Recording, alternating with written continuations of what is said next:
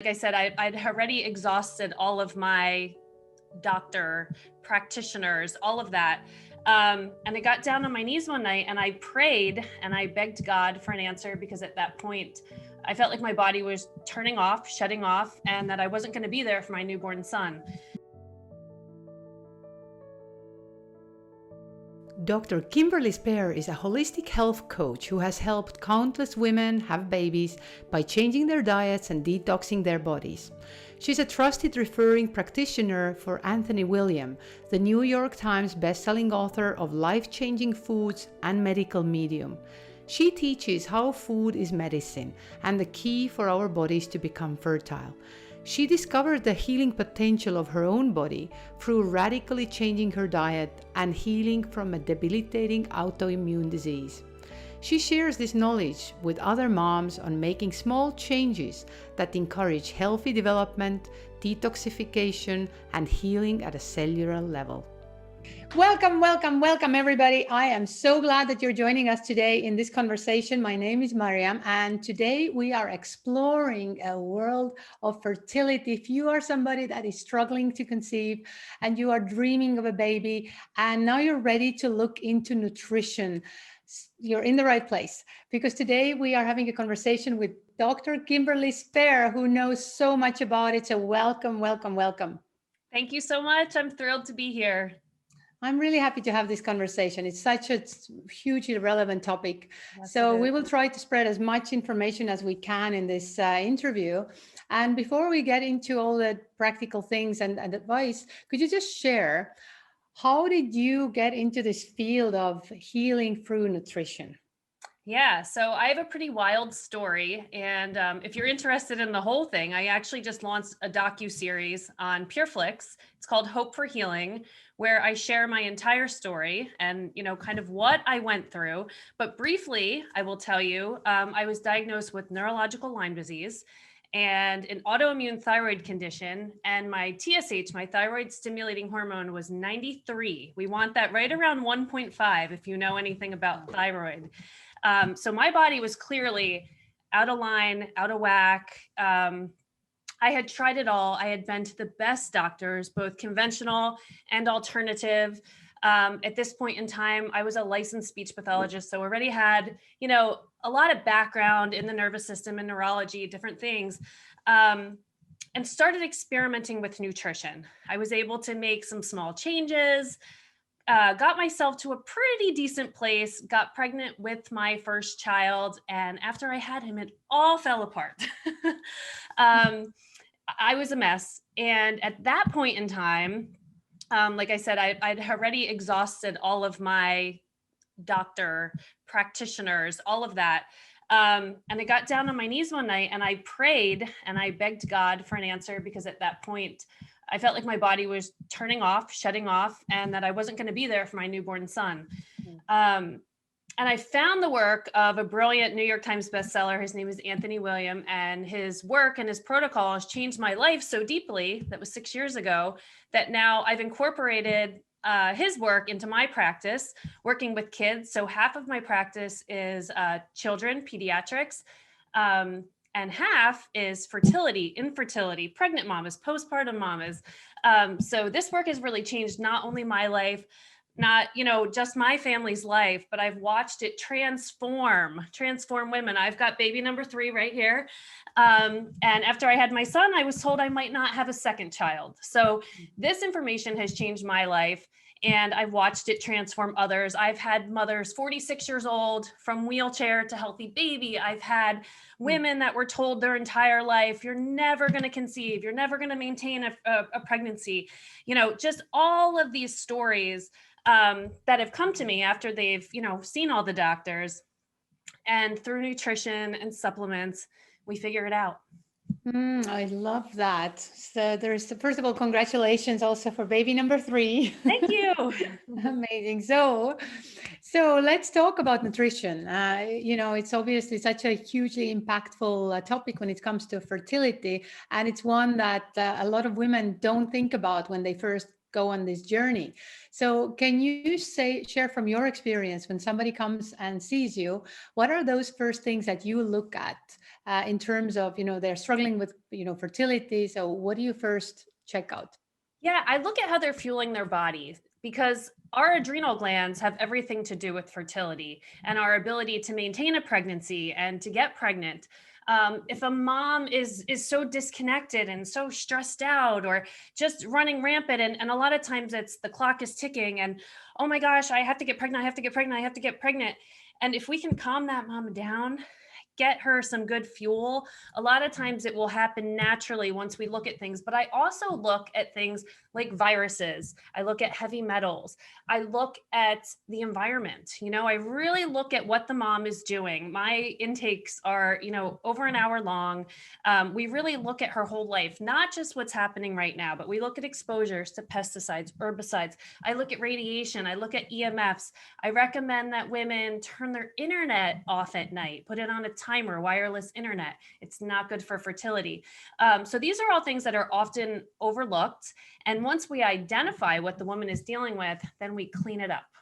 Right. Well, let's talk about nutrition's impact on fertility. How does it really impact our Yeah, so fertility? nutrition is everything. Nutrition has the ability to either protect the body during pregnancy or make it more likely that something will go wrong after the pregnancy. Like the mom can come down with these autoimmune conditions after pregnancy because we know that the immune system is dropping during pregnancy so that the body can protect the baby. So looking at vitamins, minerals, deficiencies, and looking at the foods that the mom is eating, we know that certain foods will actually feed viruses and pathogens in the body, and we don't want to do that, especially during pregnancy when we already have our immune system working so hard to protect the baby. So I look at exactly what the mom is eating, and I try to have a really gentle approach and meet the mother where she is, depending what she's dealing with. But if it's infertility and she's not pregnant yet, we typically overhaul everything, and then she'll go and she'll try to get pregnant again. And we usually have success around here.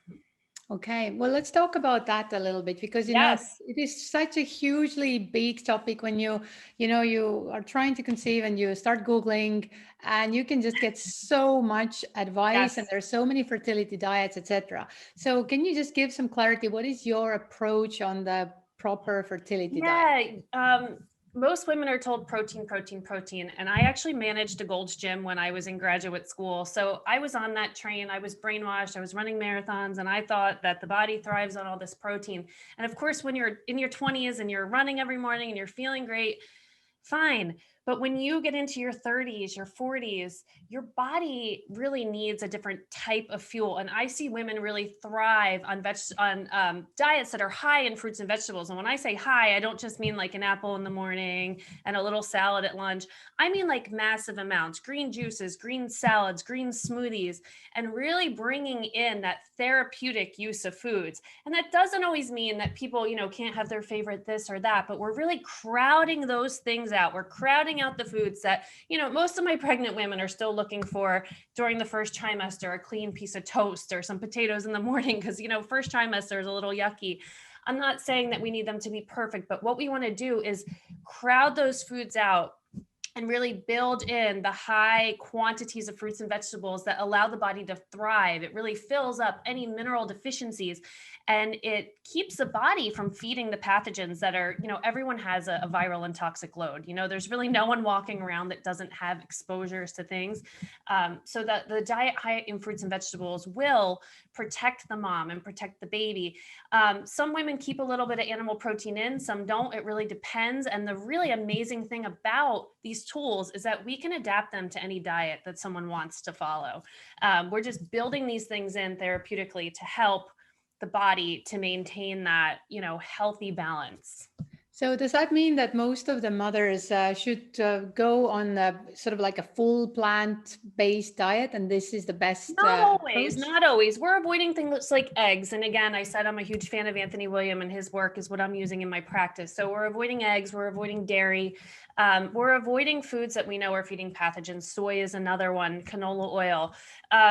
Some women choose to keep animal protein in, and they can do just fine doing that. If they're dealing with infertility, I may have them pull it out for a period of time. We may go a couple months where they're on a completely plant-based diet, and then they can bring back some animal protein in the evening, or they'll eat animal protein a couple times a week. But really filling the body, 90% with foods that are going to heal a condition. I'm not, animal protein is not healing anything in the body. It's not feeding pathogens, so that's a good thing. It's not feeding the Epstein-Barrs and the Streps and the HHV6, but it's not healing them either. So if a woman is struggling with infertility or struggling with maintaining a pregnancy, we want to make sure that we're eating a diet high in the foods that are protecting the body and protecting the baby, and making sure that minerals and things like that are happening in the body. Okay. Well, let's talk about supplements. What is kind of the go-to supplement that, or sort of like most important fundamental supplements that the woman who is trying to conceive should look at? Yeah, so it depends, if they're trying to conceive, raspberry and nettle, which can be taken in tincture or teas. I'm really big on tea infusions, where you're taking the herb and you're actually putting it in water and leaving it there for quite a period of time. Again, that allows the herbs to be used therapeutically. Celery juice is huge for me. I've seen it just turn lives around. So that's another must for women that are struggling to conceive. We always want to look at methylfolate. There has to be enough methylfolate. Some women choose to use a prenatal vitamin. Some do not. Some women, once they've gotten to this stage and they're healing, their diets are just that clean that we can add some methylfolate. We can add some EPA, DHA. That's another one. That's incredibly important. A B complex, iodine if needed, maybe just a drop. I use a lot of raw honey to support the adrenal glands. Selenium for some women. Always B12, zinc, and vitamin C. Those are some really critical ones. And most of them, women can stay on straight through the pregnancy. Raspberry and nettle, I typically don't use herbs in the pregnancy unless it's indicated, or at the very end. But all the other things that I mentioned are good to go for pregnancy. Okay, fabulous. So is this something that most women can follow, or is there some kind of a lab testing that women should do before they, sort of individualize this approach and choose what is right for them? Yeah, I love that question. I'm not big on lab tests at all, and I'll tell you why. Women that come to me have already seen their OB, they've seen their midwives, they've seen fertility specialists, and those specialists are looking at the thyroid, they're looking at iron, they're looking at hormone levels. And when they get to me, they've done all that. They have all of that. If any of that was going to fix it, they would have stuck them on a thyroid medication. They would have, gave them an iron supplement or put them on methylfolate or whatever. So I look at how the woman feels. I look at how she's functioning. I look at, again, her adrenals. I look at her energy. I ask her about her sleep, exposures, deficiencies. And really look at how she's functioning throughout the day. I can make huge change with women a lot of times by introducing what Anthony calls adrenal snacks. We're making sure that the body is fueled all the time with consistent energy. We're not just eating a huge meal in the morning. And I used to do this too. I'm guilty of it. Like I said, when I was in graduate school, it was, the protein in the morning, go 6 hours, work, have lunch, go 6 or 7 hours, have dinner. And that was life. But our bodies are not designed to function like that. We are designed to have something in our body every hour and a half to 2 hours to make sure that the adrenal glands are fueled.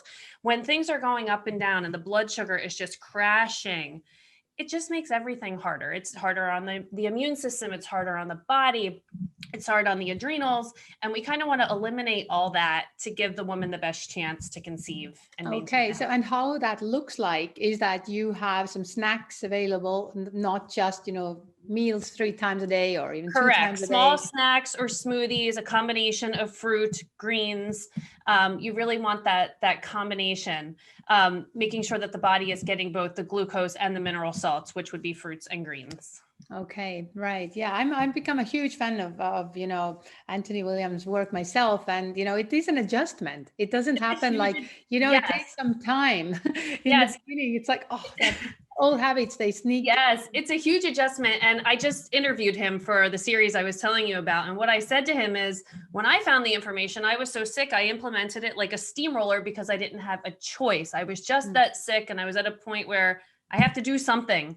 But some people are able to take bits and pieces of it and bring it in slowly, and then they see a nice gradual change. So it really just depends on the person. It depends on the symptoms. It depends how fast they want to get pregnant. Some women, they bring in celery juice. They start bringing in more greens. They start getting rid of the dairy and the eggs, and they get pregnant. So it really just depends on the woman, on, how sick she's really feeling, how bad she's functioning, and then also that emotional piece of, is she connected with her body? Because the other piece is, for years and years and years, we take the birth control pills and we tell the body, don't get pregnant, don't get pregnant, don't get pregnant. And now we get married, we go off the pill and decide, oh, I want to get pregnant like tomorrow. And the body is like, wait, you just told me for 10 years not to get pregnant. So a lot of times it's that reconnecting and meditation and breathing in light. And Anthony talks about it in his books, about how important it is to just talk to our reproductive system and breathe light and pray for fertility. I'm so glad you mentioned that. Birth control pills, it's just something that comes up everywhere. It's almost that women are not informed. On the Yes. other side, it's just that, okay, here it is, the magic pills, and 85% of the women are on that pill. So, and you mentioned, some of the things about it already. Can you share also about the hormonal imbalance and how can nutrition help to restore the hormonal balance in the body after you're coming off the pill? Yeah. Again, a lot of women will come to me after they've taken it, and we're all guilty of it. It was the thing, it's like you had cramps, you had this, you had that. They stuck you on the pill. And you're not educated. You think that it's just, oh, it's going to regulate my cycle. Oh, I have acne, I should go on this pill. But what it does is it can create an imbalance. It obviously creates an imbalance. It affects the gut. It affects the immune system. It also affects the brain. Like I said, we're telling the body not to get pregnant, not to get pregnant. And then all of a sudden we think just because we stopped this pill, it's just going to come like that. Nutrition can support that because a diet high in fruits and vegetables will flush the body. So the more that we're flushing, and that brings me to fat, when people are eating a high fat diet, and that kind of plays in with that animal protein piece too. How I said, sometimes I ask women to go off animal protein for a while, or just once a day, or just 3 times a week. The lower the diet is in fat, the more we can flush things like that out. We can flush old pharmaceuticals out of the body if we are eating enough fruits, vegetables, greens, hydration, all of those things that are going to allow the body to detox. The lymphatic system, the liver, can become clogged. Years and years and years of exposures, years and years and years of viruses, heavy metals, and medications. Right. Well, from your experience, how long does it normally take for the body to kind of reset? Everyone is different. Some people, it's like quick. It really just depends. Remember, we're taking on from our grandparents, our parents, our great great grandparents. If they're exposed to DDT or pesticides, herbicides, rodenticides, all of these things, people don't think, they go to golf courses and wineries and all of these places that they're spraying pesticides, and we get these exposures. All of those exposures, all of those things live in the liver. So then when we're trying to get something specific out, like the birth control or some old pharmaceutical drug, it really can be impacted by everything else that's there. So for some people, it's pretty quick because they're pretty clean. And for others, it takes a longer time. Right. Well, let's talk about the detoxing. Yes. Is this something that is recommended when you're trying to get pregnant? So you can encourage the body's lymphatic system and liver to work optimally during pregnancy using nutrition alone. I don't believe in actual detox IVs or medications or anything like that. Trust me, I've tried it all before I found Anthony's work. But none of that is, I don't like any of that anytime, but specifically during pregnancy. But the detoxes or the cleanses that Anthony has outlined in his books, actually, many of them are safe during pregnancy with some modifications. Remember, you have to pay attention to calories. You don't want to undercalorie. Different things like that are safe because they're food-based, and we're using foods to support the body and support the lymphatic system and the liver. We're not using anything to push a detox or to push a flush. We're just eating well. Right. Well, it's something, when you're talking about the liver, just having problems with the liver, it's something that people would normally connect with somebody that has a lot of problems, like alcoholism and these kind of things. So can you just share a little bit more what happens in the body if you do not cleanse it? Yeah, if we follow a high fat diet, like I said, it can work for a while when we're young or before we've come come on to some really high strain of some kind of pathogen. You can eat whatever you want. You can live on chicken and steaks and all of those like high fat foods. But what happens when you have a strain of a virus that's aggressive, or lots of heavy metals, or both, most people have both, the body then is not able to flush that out. Okay. So if you're young and healthy and you're eating, a pretty high fat diet, you may be feeling fine. But then, down the road, as your body gets older, your adrenals get more tired, or you've come in contact with something else, the body just can't flush it out. And I love to explain it to people that don't really understand it. There's a big bucket. We all have this bucket. We walk around with a viral and toxic load. Everyone has one, even babies that are just coming into the earth because they take things on from their mama. If we can keep all of the pesticides, herbicides, exposures, viruses underneath, in the bucket, we feel pretty good. But when those things start to bubble over, that's when we see symptoms. We're seeing symptoms. And when we can start to detox or eat well or stop feeding the pathogens in the body, we can get everything back inside the bucket. Okay. So it's not that we're ever going to be completely free of any exposures. We live on planet Earth. We're exposed to EMFs all the time. We're exposed to public restrooms and all of these things. Our immune system needs to be able to handle all of that, and that's its job. But we have to do our part by strengthening the body and allowing it to flush the way it is designed to flush. Right. I love that, visual. It's kind of like, yep, stay in the bucket. Yes. And from your, experience with, following this advice, when somebody, has the symptoms and they start first following, changing their nutrition, etc., can they expect to see some sort of symptoms that they get worse in the beginning? Or can you just kind of like the women that are watching, can you give them something, what to expect when they actually make that switch?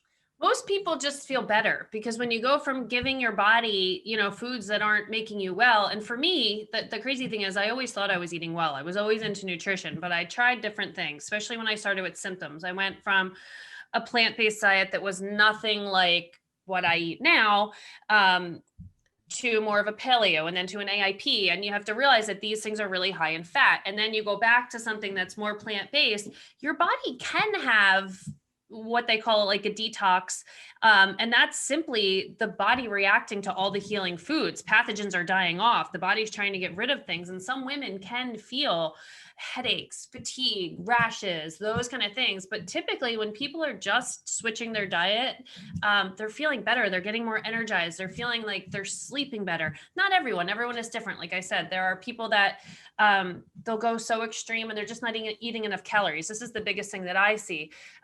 If you go from a paleo or an AIP diet, you're way up there in calories. And then you want to switch to more of a plant-based diet. Maybe you're eating, some animal protein in the evening, but you've cut out your eggs, your dairy, all of that. Now you're just eating a bowl of fruit or a smoothie or some oatmeal or some potatoes. Your calories are way low. So if you're not fueling your body every hour and a half to 2 hours and making up for those calories, you're tired. You're really tired. So my biggest advice there is to make sure that you are making up for those calories. So it's great to swap out high fat foods, things that are feeding pathogens, with foods that are life-giving, but make sure you're looking at the calorie content. Okay, that's a good thing to highlight. You mentioned that you tried different plant-based diets and you just didn't do it the same way that you're doing it right now. So can you just kind of say what was the biggest mistake? Yeah, back, when I was young, there's a lot of things like, oh, this is labeled plant-based or whatever, and it would still be like a protein powder. I was so into doing like, always healthy, organic, whatever, the brainwash of this protein, but it was always like a protein powder or a protein bar or a tofu, those kind of things. And I wouldn't touch those things now.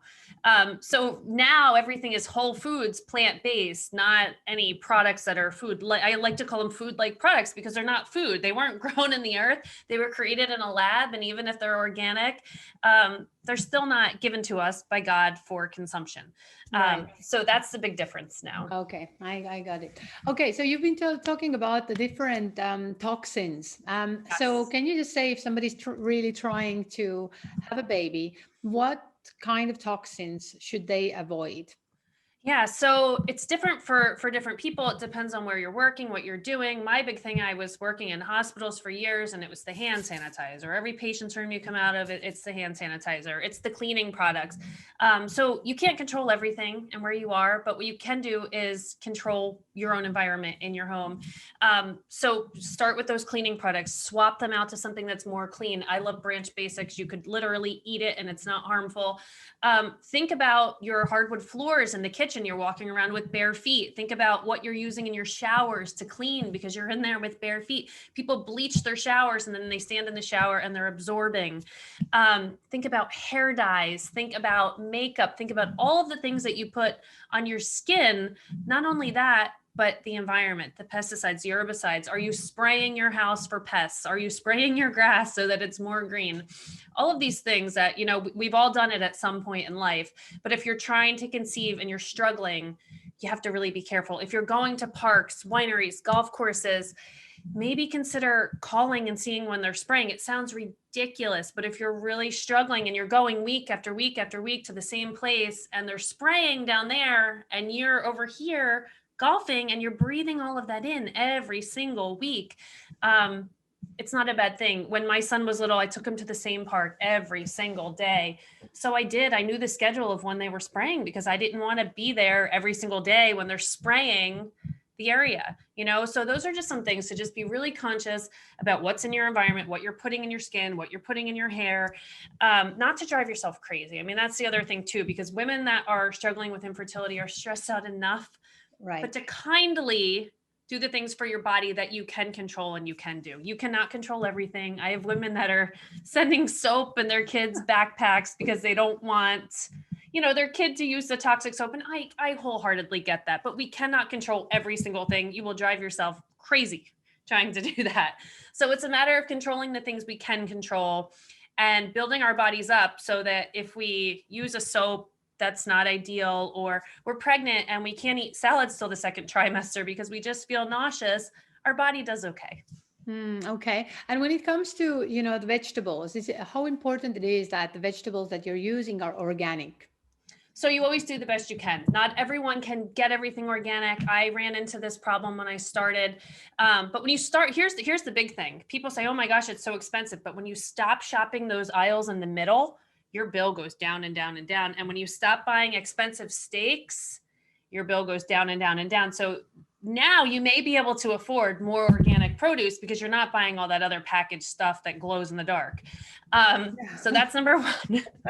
Number two, you do the best you can. Leafy greens, berries, those things. If you can get them organic, that's really important. If not, then you wash them well. You can just rinse everything really well. During different viral things during the pandemic, people wanted to clean things a little deeper, 7th generation soap, a little vinegar, those kind of things can really help to pull things off the fruits and vegetables, but best you can. Okay. Well, thank you. That's like a really, like I've struggled finding organic celery and Yes. it's just isn't available here in Portugal. Yeah. And if you check out my Instagram, I wholesale produce shop. And that happened because it just was so expensive for a family of 4 to get all of this stuff to juice every morning. It's like you're going through cases and cases and cases. So I found someone who was a wholesaler and I talk about it in a whole bunch of my posts. He taught me how to wholesale produce shop. We split with another family, sometimes 2 families, so that we can get more of a variety. We go down to Philadelphia, which is a pain, but then we get cases and cases and cases, and it's much, much, much, much cheaper.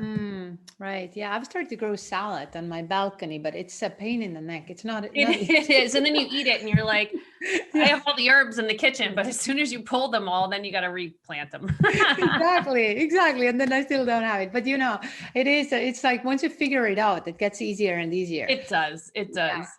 So let's talk about fruit. Sugar is something that a lot of women that are trying to conceive are warned against, like avoid any kind of sugar. Yes. So don't go near it. So can you tell us about fruit? Is that something that you should avoid, or what are your thoughts on that? Again, I'm guilty of this. When my son is 6 years, 6.5, when I was pregnant with him, I was told, avoid fruit. You don't want to get gestational diabetes, avoid fruit. I remember eating 1 banana a day in my protein shake of course I got sick after this pregnancy. And feeling guilty about it. Like it was brainwashed into my head, like, do not eat fruit. It's too much sugar. It's too much sugar. It's too much sugar. And what I've learned when I started eating fruit again, fruit is life. Fruit gave me my life back. Fruit fuels our nervous system. And speaking on that, breast milk is sugar. It's glucose. So babies thrive on breast milk for up to a year and beyond. For a year, they can go exclusively without food. My babies never ate a ton of food before a year. It's just breast milk. That is literally glucose, and it's very low in fat. So it tells you something. What should we be eating? High fruit, high glucose, low fat. And you try that and you see how you feel. As long as you're eating enough calories, you will notice a difference in your energy, in your body, in your symptoms. It's incredible, but our bodies are showing us exactly what we need to thrive. Just look at breast milk. Right. Well, never thought about it. But so can you tell us what is behind that myth that fruit sugar is so bad? Because table sugar is horrible for you, obviously. A candy bar is not good for you. So people just lump fruit in because it tastes sweet, like Skittles or some other kind of candy. And they just lump it together. And doctors and midwives are guilty of that. You know, they tell people to avoid any kind of sugar, and fruit just goes right into that category. And here's the thing.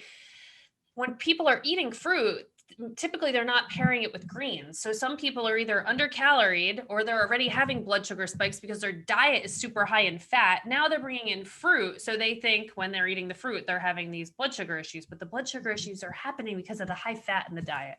So if the diet wasn't super high in fat, or depending on the situation, you were pairing it with greens, mineral salts, you wouldn't have that fluctuation. Okay. So you mentioned a couple of times mineral salts, and I just want to specify that. What does that mean? How does that come in? Yeah, so celery juice, mineral salts, leafy greens, right, from cucumbers, mineral salts. Yeah, so mineral salts are what the body needs in terms of minerals. Like I said, fruit is a good example of glucose. So you want both paired together for optimal energy, for optimal healing, for optimal adrenal function. Great. So tell me about caffeine. Why is that a problem when you are trying to conceive? Yeah, so caffeine, coffee, chocolate, they're stimulants. And again, I could say I used to love coffee, chocolate, all of those things. So I get it. I wholeheartedly get it. But they're stimulants. And that means it can raise your heart rate, and it means it can impact your adrenal glands. And again, we want our adrenals to be in a nice, even keel if we're trying to get pregnant or we are pregnant. We don't want this up and down kind of thing. So coffee and chocolate can actually, fuel those viruses and pathogens that are already in the body, just because they're causing the body to kind of, go up and down in terms of energy.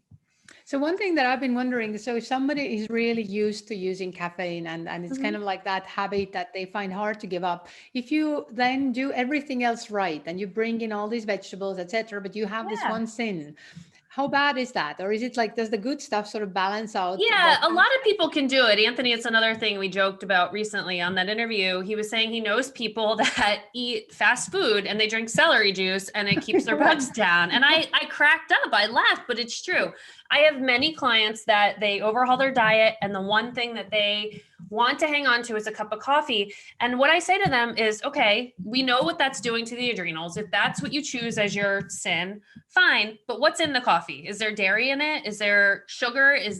What's in it? Can you put like a coconut milk in it? That kind of thing. Are you having it first thing in the morning before your celery juice? Is there fat in it? Those are the questions, but some people can do just fine. Just like I said, some people are fine still having some animal protein. Some people are fine having their coffee, as long as they're not loading it with cream and sugar. Right. Well, that's another thing that I wanted to, I forgot to clarify around the lab test, is that there is such a thing as the food allergy test, and people not being aware that there is a hidden food allergy. Yeah. What's your take on that? Is that important to sort of know what your body is reacting negatively to and then avoid? Yeah. So here's the thing. I used to use food allergy testing before I found this information in my pediatric practice. And what I have found even before this information is that someone could have a food allergy test, couple of weeks later, they have the same test and it's totally different. Oh, They are just not reliable. It really depends on what's going on in the body. Sometimes they're reacting to all the healing foods, and that's because those healing foods are triggering a die-off. It's killing off strep, or it's killing off Epstein-Barr. It's triggering some kind of viral load in the body and reacting. So now people are avoiding all these healing foods and they're eating all these junk foods because of this test. So what I say is, what's more reliable is a food diary. Keep a log of how you feel when you eat the foods. If they are healing foods and they're giving you a reaction, it may be because they are triggering, like I said, a die off of some kind of pathogen in the body. Sometimes you have to take it slow. You know, you ever see the kids that they bite into an apple or a cantaloupe and they get like little hives around their mouth? That's actually getting rid of pathogens in the body. We don't want to encourage that. What we want to do is work on the liver first. We lower the viral and toxic load using other foods, and then down the road, then they can eat that apple and cantaloupe and not have a reaction. okay. I love that Yeah, approach yeah. to the allergies. It makes a lot of sense. Like And intuitively, it feels right. right. And of course, there's situations where kids have anaphylactic allergies and they should have an EpiPen and all of that. I'm not saying that every situation is this way, but typically it's a liver that's just bogged down with all of these things and it can't handle even the foods that are trying to heal the body. Right. And so just if somebody's watching and, they are in this path of, really wanting to have a baby, what can you just share, like what kind of results have you seen? You shared in the beginning from your own life that it made a huge difference and you look healthy, like you look Thank you. radiant. So it's Thank hard to you. believe that you were struggling with these health issues. So what else have you seen in your practice? So what can happen when they My follow this? Yeah, my favorite thing to do is to spread hope. Um, and that comes down to when I was in that place and I was really struggling, all I did was search for stories of people that have overcome what I was going through. And that's why I always say to women, when you overcome this, you don't have to share your picture, your name, or anything else, but share your story, because your story is exactly what someone else on the other side is looking for or waiting for or wanting to know if maybe they'll have a baby. Like I said, I've had women as old as 46 years old go from their whole entire life being told you'll never have a baby, you'll never have a baby, to healthy home birth, baby at home. Women from wheelchair to healthy babies. Women who, could conceive and not carry a baby, all of those, like miscarriage after miscarriage after miscarriage, and they're carrying healthy babies. I mean, the stories are just, there's so many stories. So what I want to say is just have that hope. Just because you did the IVF or you did the doctors and the midwives and all of those things, it doesn't mean that it's, hopeless and that you'll never conceive. Get in touch with your body. Tell your body that you're ready to conceive. You want a baby. Prayer. I'm so big on prayer, meditation, and the diet stuff is, start eating fruit again. Start bringing foods into your body that are not feeding the bugs that we all have. And just know that there's always hope. Hmm. Beautiful. So is there anything that I haven't asked about yet, but you feel it's important to whether highlight from what you shared or is something that you just want women to know? Yeah, basically what I just said, that even if you have gone through, the failed IVF, or you've gone through these kind of situations where you feel like it's hopeless, I just want women to know that it's not hopeless and there's always hope. We have a ton of testimonials on our website. This information really is gold and it's life-changing. It's changed not only my life, but so many women that have come to me for help over the years. And just know that there is hope that you can conceive and have a happy, healthy pregnancy. You don't have to struggle afterwards. I struggled after my first birth, and my second one was amazing. Home birth, beautiful postpartum experience. Oh, thank you so much. Thank you for spreading You're hope and so thank you for welcome. spreading this healing information. And everybody that's watching, there's a lot of information. That your Instagram channel is so practical. It's just full Thank you. of advice and there's such a great community there as well. So thank you so much. You're so welcome. Thank you. Thank you. And thank you everybody that joined in. And I appreciate your time and that you have spent that with us. And I know that if you even got one little piece of advice, that golden nugget, that can make a really positive impact for you. So thank you for joining us today.